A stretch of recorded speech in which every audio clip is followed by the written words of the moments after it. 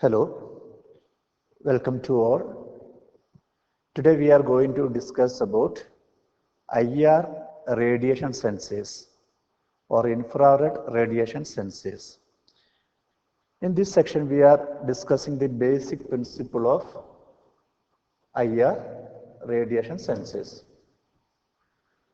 So what is an infrared radiator or infrared radiation is the portion of electromagnetic spectrum having a wavelength longer than visible light wavelength but smaller than microwave.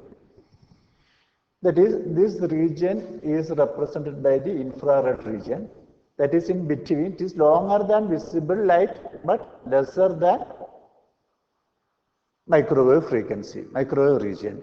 And this region is from 0.75 μm to 1000 μm, that is 10 raised to 1000 μms, that is 10 raised to 3, is the infrared region. So the radiations in this region are called infrared radiator or infrared radiations. So in the electromagnetic spectrum, the infrared portion is divided into three regions.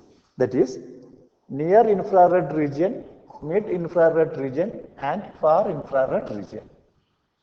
So this spectrum, this infrared region is further divided into three regions with respect to their particular use. So wavelength and the applications, or with respect to their particular applications. So wavelength and applications of these regions are, in near infrared region, it is a wavelength is 0.75 μm to 3 μm, and it is used in IR sensors, fiber optics. In mid region, it is from 3 to 6, and it is used for heat sensing. And far infrared region is higher than 6, and it is used for thermal imaging. So these are the applications of IR sensors in different regions, that is near infrared region, mid region, and far infrared region. And the frequency range of infrared is higher than microwave and lesser than visible light. The frequency range is higher than microwave but lesser than visible light. So this is about the IR radiation, infrared radiation, where this infrared radiation is kept, that is placed in the electromagnetic spectrum, that is in between visible light and microwave region. This infrared radiation is placed in the electromagnetic spectrum in between visible light and microwave region. So let us see the physics behind the infrared sensors. There are different types of IR sensors working in various regions as I said in the earlier slide. And the physics behind this IR sensor is governed by three laws. The first law is called Planck's radiation law. So Planck's law states that every object emits radiation at temperature not equal to 0 degree Kelvin. So before going to this Planck's law, we must know about black body. So we must learn something about what is a black body. So here we say the black body. So what is a black body? Black body is nothing but it absorbs all the radiations and emit if the temperature is greater than 0 degree Kelvin. So once again, black body is nothing but a body which absorbs all electromagnetic radiations. And also it emits radiations when the temperature is increased. So based on this principle, Planck's radiation law will be stated, that is, every object emits radiations at a temperature not equal to 0 degree Kelvin. So infrared radiant energy is determined by temperature and surface condition of the object. And again, this radiation will be depends upon or determined by what is the temperature and the surface conditions of the object. And again, human eye cannot detect the difference in infrared energy because they are primarily sensitive to visible light. Energy from 400 to 700 nanometer. So infrared region is beyond visible region, so we cannot be, human eye cannot be changed, cannot sense or detect these IR rays. Our eye is not sensitive to the infrared energy. So based on this principle, today we are using some thermometers, that is non-contact type thermometers we will be used to sense the body temperature in shopping malls, hospital, etc. So Planck's radiation law, it is stated that every object emit radiation at a temperature not equal to 0 degree Kelvin. And the infrared radiation emitted by this body is depending upon the temperature as well as the surface condition of the object. So this is the first law. The second law, called Stephen-Boltzmann's law. Here again, once again, the total energy emitted by all wavelengths by a black body is related to the absolute temperature, and it is equal to Vb is equal to sigma into T raised to 4. So Wv is equal to sigma into T raised to 4. Wv is called total energy emitted, and sigma is a constant, and T is the temperature of the object. Or we can say that the Boltzmann law states that all wavelengths, the total energy emitted by black body is proportional to the fourth power of the absolute temperature. Boltzmann's law states that at all wavelengths, the total energy emitted by a black body is proportional to the fourth power of the absolute temperature. So this is the Stephen-Boltzmann law. And the third law is Wien's displacement law. This law tells that the object of different temperature emit spectra at peak at different wavelengths, as in the figure. At different temperature, it will be emit the spectra at different wavelength, peak at different wavelengths. It provides the wavelength for maximum spectral radiant emittance for a given temperature. Or, according to Wien's displacement law, again it is stated that, or we can state this Wien's displacement law as the radiation curve of a black body for different temperature. Radiation curve, this is the radiation curve, we showed the figure, of a black body for different temperature will reach its peak at a wavelength inversely proportional to the temperature. That is, once again, the radiation curve of a black body for different temperatures will reach its peak at a wavelength inversely proportional to the temperature. The relationship between the true temperature of the black body and its peak spectral resistance or dominant wavelength is described by this law. And this peak curve for the different temperatures will be shown the graph in this figure. So based on these three laws, IR sensors of physics behind the IR sensor can be explained. So next we see the elements of a IR detection system or infrared detection system. A typical system determines the infrared radiation given the following block diagram. It includes 5 blocks. That is, first one is infrared source, transmission media, optical component, detector, and the signal processing. The final stage is signal processing. First is infrared source, and this infrared source will be converted to electrical signals by using some sensors and transducers, and this signal is finally processed by the signal processing. So next we will be see one by one what is infrared source. So as I said earlier, by the law behind the IR radiation, or as the law behind the IR radiation, or the corresponding to the black body, all objects above 0 degree Kelvin radiate energy and hence are infrared source. That means all body will radiate radiates infrared energy, or all body will be radiate some energy to this space or atmosphere. For example, a human body at temperature 310 Kelvin or 37 degrees centigrade radiate infrared energy with peak wavelength close to 10 μm. So based on this principle, as human body will be radiate some IR radiation, by using IR sensor, nowadays we calculate the body temperature without touching our body. So nowadays it is a COVID will be there.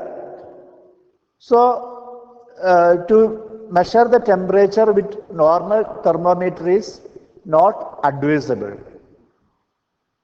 So we can see that almost everywhere in hospital, shopping malls, railway stations, bus stations, everywhere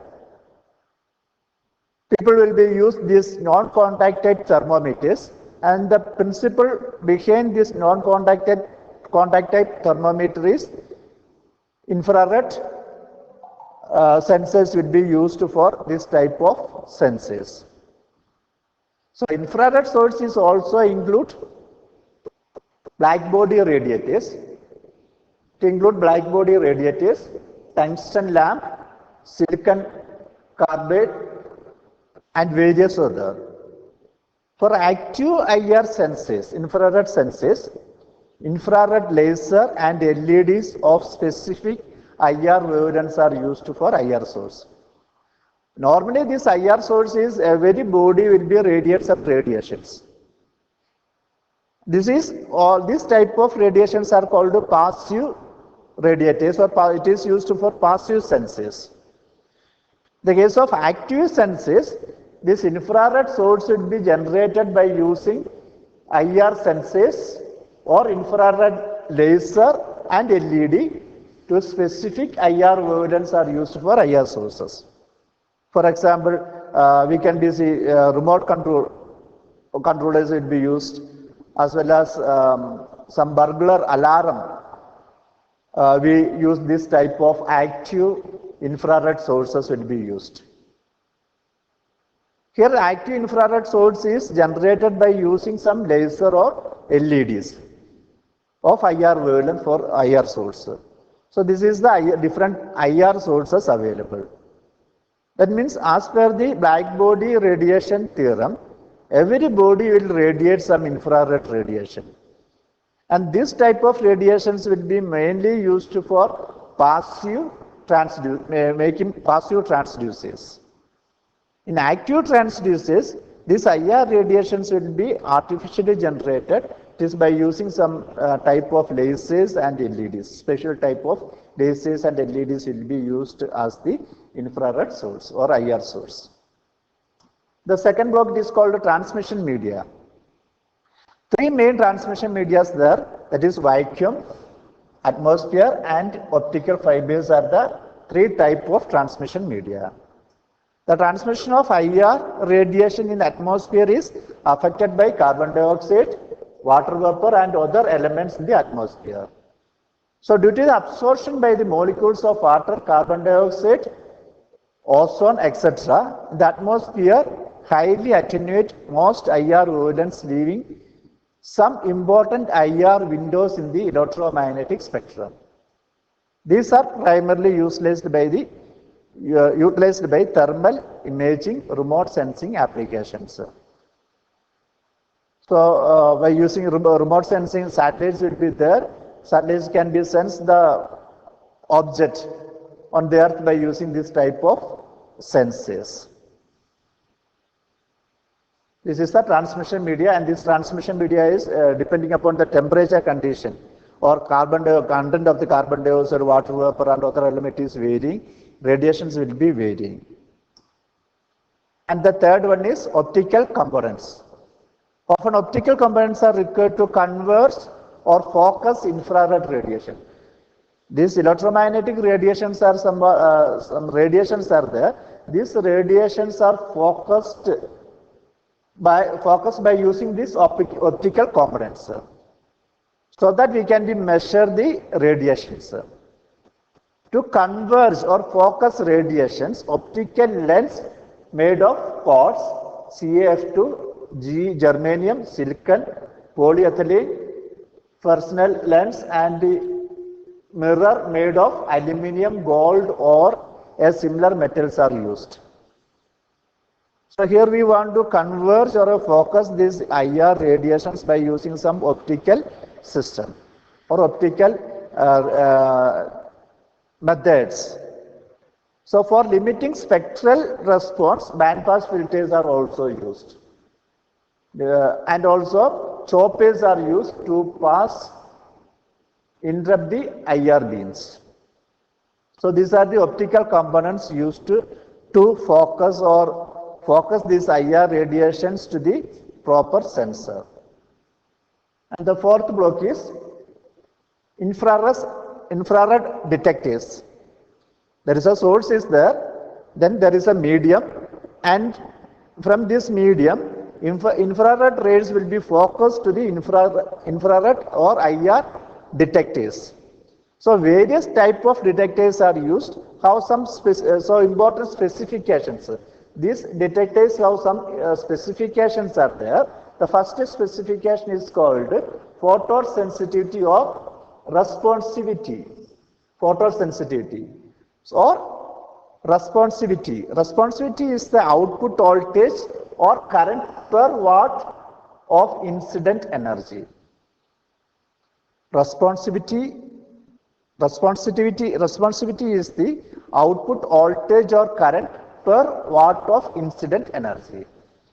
And if it is higher value, then it is better. The second characteristic is noise equivalent power or NEP. NEP represents detection ability of a detector and is the amount of incident light equal to intrinsic noise level of a detector. First one is called photosensitivity. If you have a better photosensitivity or higher value of photosensitivity, it is a good infrared detector. The second quality or specification is noise equivalent power. So noise equivalent power represents the detection ability of a detector and is the amount of incident light equal to intrinsic noise level of a detector. And the third one is called detectivity or D star. So D star, we pronounce this as D star. D, there is a D, then there is a star raised to, that is called D star. D star is the photosensitivity per unit area of a detector. As I said earlier, photosensitivity is high, then the detector is good. And D star is determining the photosensitivity per unit area of a detector. It is a measure of signal to noise ratio. Signal to noise ratio of a detector. D star is inversely proportional to NEP, that is noise equivalent power. It is both are inversely proportional. The large D star indicate better sensing element. So these are the three main specifications while considering the detectors. In addition, wavelength region, temperature to be measured, response time, cooling mechanism, active area, number of elements, package, linearity, stability, temperature characteristics, etc. are important parameters which need attenuation by selecting IR detectors. So these are some parameters or specifications